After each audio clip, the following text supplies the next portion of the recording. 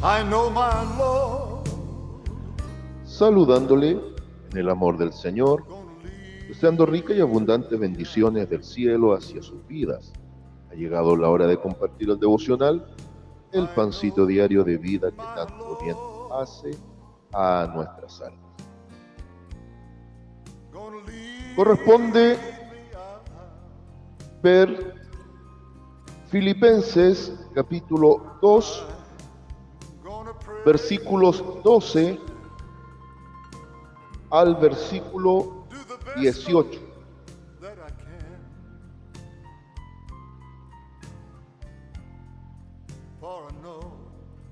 Y después vamos a redondear para finalizar el capítulo 2, desde el versículo 19 al 30. Mire qué interesante lo que el apóstol Pablo nos va a enseñar a través de esta carta maravillosa a los filipenses. Nos va a hablar que la iglesia debe ser como luminares en el mundo, y después podemos decir que nos va a ilustrar con el ejemplo de Timoteo y Epafrodito. Bien, entonces voy a leer Filipenses capítulo 2, versículo 12 al 18, y leo la poderosa palabra de nuestro Dios en el nombre del Señor Jesucristo, y dice de la siguiente manera: Por tanto, amados míos, como siempre habéis obedecido, no como en mi presencia solamente, sino mucho más ahora en mi ausencia, ocupaos en vuestra salvación con temor y temblor. Porque Dios es el que en vosotros produce así el querer como el hacer por su buena voluntad. Haced todo sin murmuraciones y contiendas, para que seáis irreprensibles y sencillos, hijos de Dios, sin mancha en medio de una generación maligna y perversa, en medio de la cual resplandecéis como luminares en el mundo, asidos de la palabra de vida, para que en el día de Cristo yo pueda gloriarme de que no he corrido en vano, ni en vano he trabajado. Y aunque sea derramado en libación sobre el sacrificio y servicio de vuestra fe, me gozo y regocijo con todos vosotros. Y asimismo gozaos y regocijaos también vosotros conmigo. Amén. Aquí hay varias cositas que vamos a observar para después pasar al ejemplo de Timoteo y Epafrodito, de lo que enseña el apóstol Pablo. Con lo primero que quiero comenzar: la iglesia, aunque Cristo lo dice en San Mateo capítulo 5, versículos 13 y 14, la ilustra con la luz y la sal. Pero no hay que olvidarse, obviamente, luz y sal del mundo, ¿bien?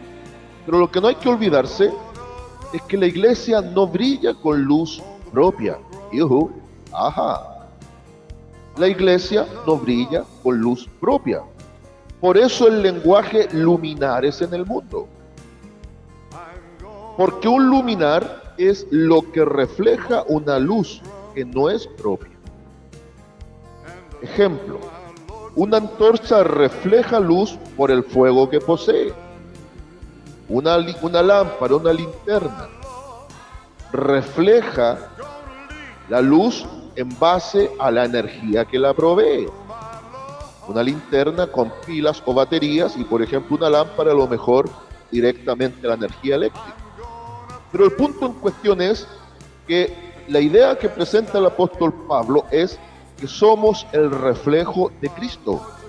No se olvide que él ponía el gran ejemplo de los 7 pasos de humillación de Cristo, para que la iglesia entendiera que el llamado nunca ha estado desligado del sacrificio, del sufrimiento y de pagar un precio.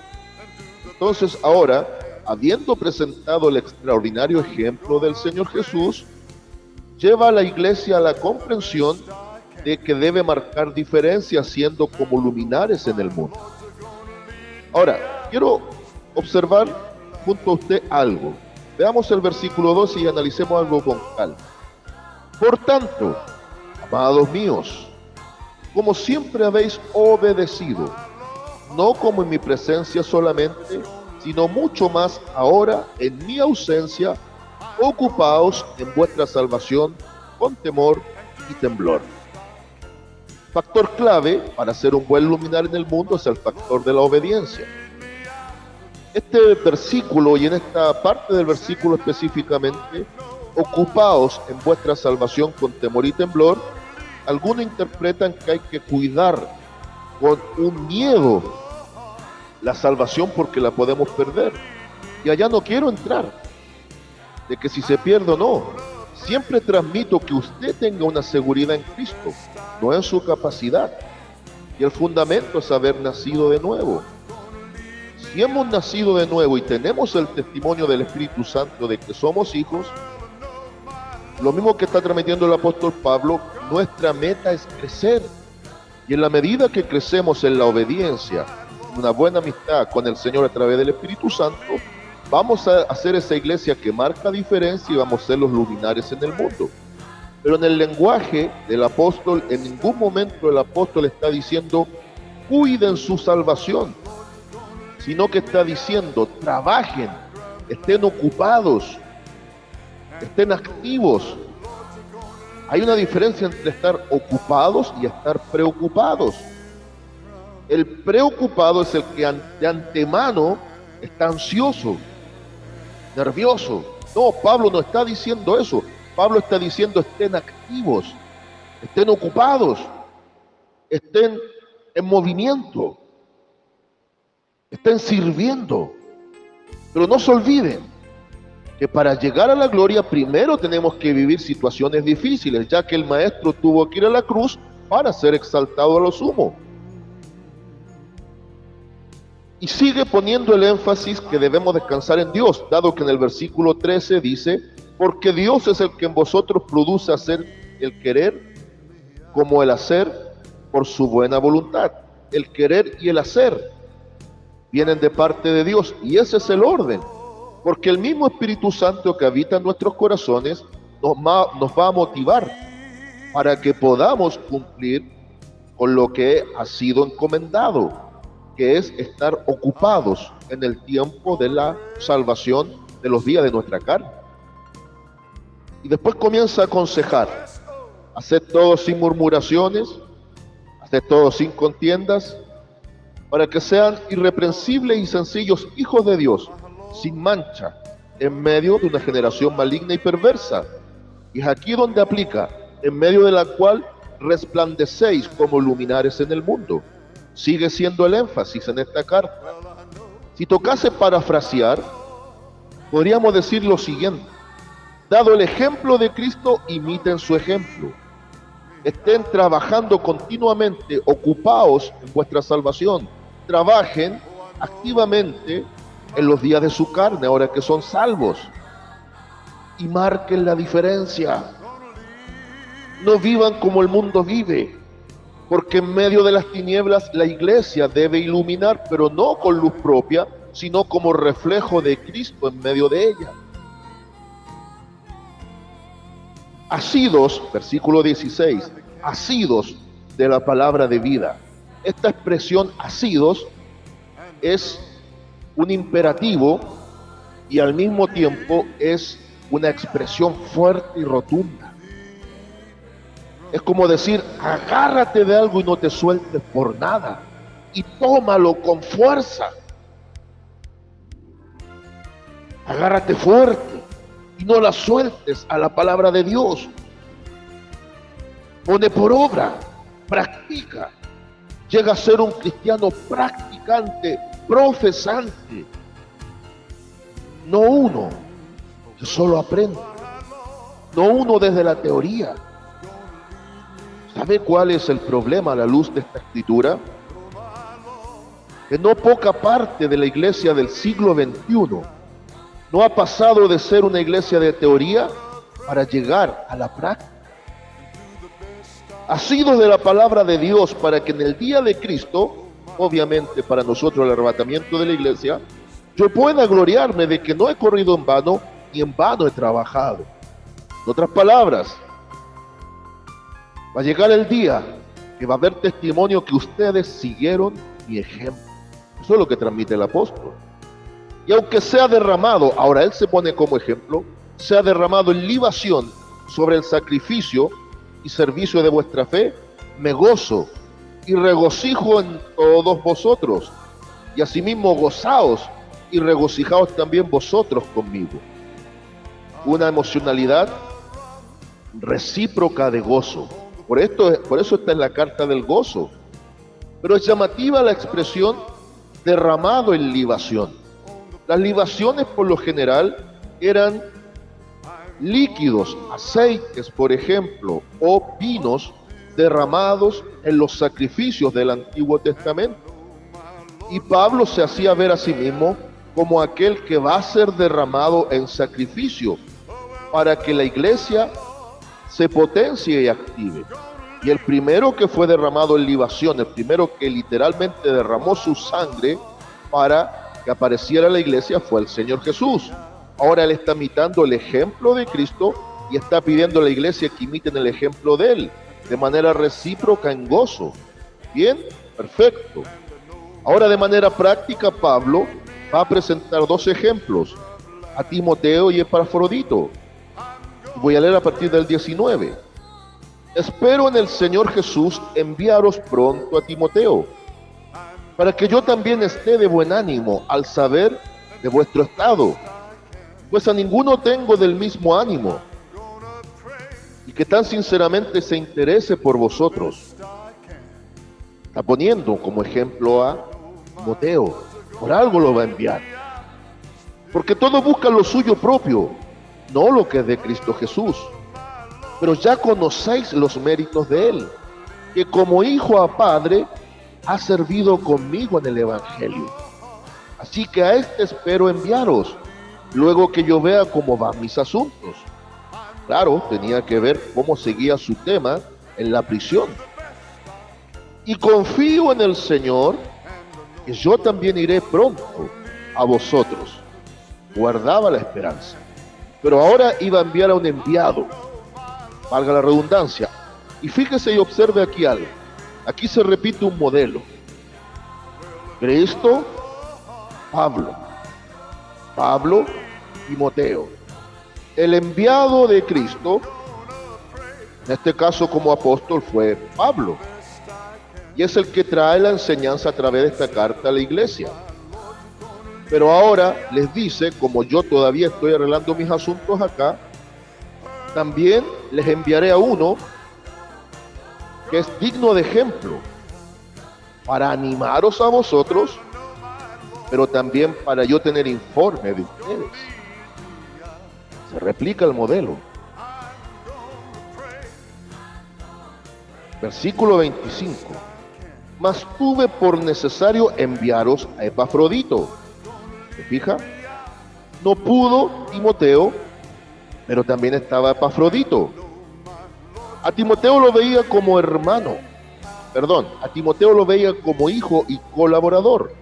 A Epafrodito lo ve como hermano y colaborador y también como compañero de milicia. Vuestro mensajero y ministrador de mis necesidades. Era como el punto de conexión. Pues en verdad, y ponga atención aquí, porque él tenía gran deseo de veros a todos vosotros, y gravemente se angustió porque habíais oído que había enfermado. Pues en verdad estuvo enfermo a punto de morir, pero Dios tuvo misericordia de él, y no solamente de él, sino también de mí, para que yo no tuviese tristeza sobre tristeza. Aquí yo quiero que usted observe algo, cómo estos hombres de Dios ponían a Cristo en primer lugar incluso por sobre su estado de salud. Hombres de compromiso. Estos son los verdaderos luminares en el mundo. No puedo enviar a mi hijo aunque deseo enviarlo, pero voy a enviar a mi hermano, colaborador y compañero de milicias. Y doy gracias por la preocupación de ustedes hacia nosotros. Y efectivamente, Epafrodito estuvo a punto de morir, pero Dios le sostuvo para no añadirme mayor tristeza. Pero va a ustedes ahora. Así que le envío con mayor solicitud, para que al verle de nuevo os gocéis y yo esté con menos tristeza. Recibidle pues en el Señor con todo gozo y tened en estima a los que son como Él, porque por la obra de Cristo estuvo próximo a la muerte, exponiendo su vida para suplir lo que me faltaba en vuestro servicio por mí. Amén. Dos hombres extraordinarios, Timoteo y Epafrodito. Y Pablo le dice a los hermanos de Filipo que ellos también deben ser de ese grupo que marquen la diferencia. Entonces, llegamos a ciertas conclusiones el día de hoy. Usted y yo también somos la iglesia como luminares en el mundo que debemos marcar la diferencia. Pero mientras no dejemos que el yo vaya muriendo para que Cristo ilumine a través de nosotros, no vamos a ser esa iglesia que marca diferencia en pleno tiempo de apostasía y de pecado predominante en un sistema corrupto que se está cayendo a pedazos. Entonces, es menester que Cristo crezca y nosotros menguemos, como lo dijo Juan el Bautista. Segunda conclusión, estos luminares en el mundo, como ejemplos, no solo Pablo, Timoteo y Epafrodito, sí supieron poner a Cristo en primer lugar. Dependieron absolutamente de Dios, pero extraordinariamente sí se ocuparon en su salvación con temor y temblor. Yo creo que ninguno de ellos tenía miedo de perderse, ni tampoco servían a Dios por miedo en la obra de Cristo, por la condenación futura, jamás.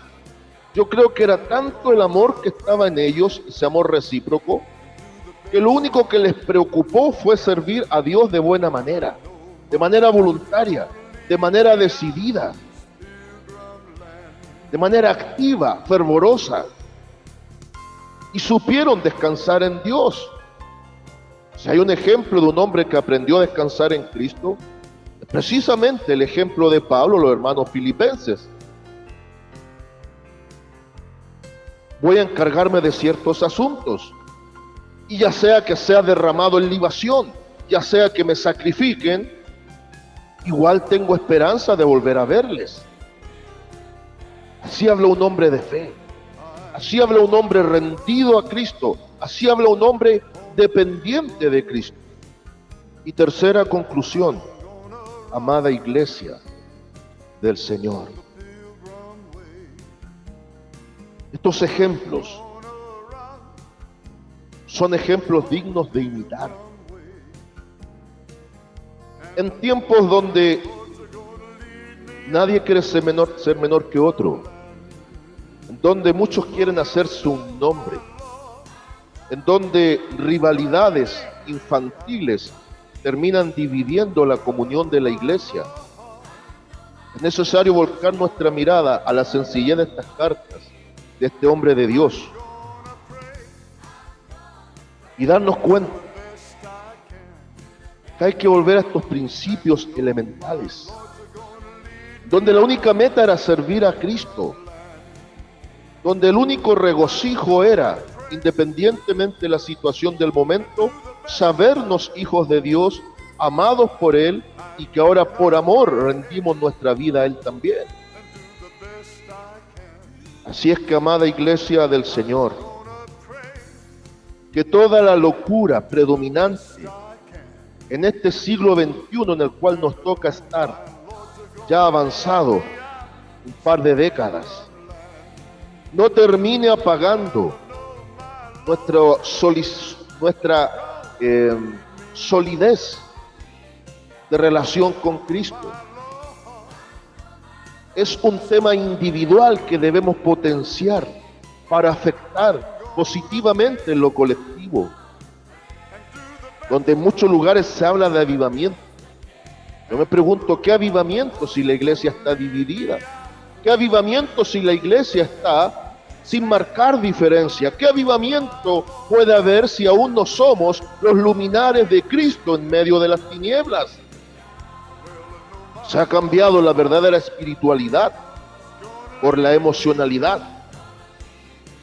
Se están realizando pseudo milagros, muchos de ellos meramente sensacionalistas, pero no genuinos en el poder de Dios. Y la iglesia tiene que madurar. Así que, amada iglesia, no nos neguemos al sufrimiento, porque a través de eso la luz de Cristo comienza a brillar más potente en el corazón de sus hijos. Saludos de paz, amor y bendición desde Longavía a cada uno de ustedes. And I know my Lord's gonna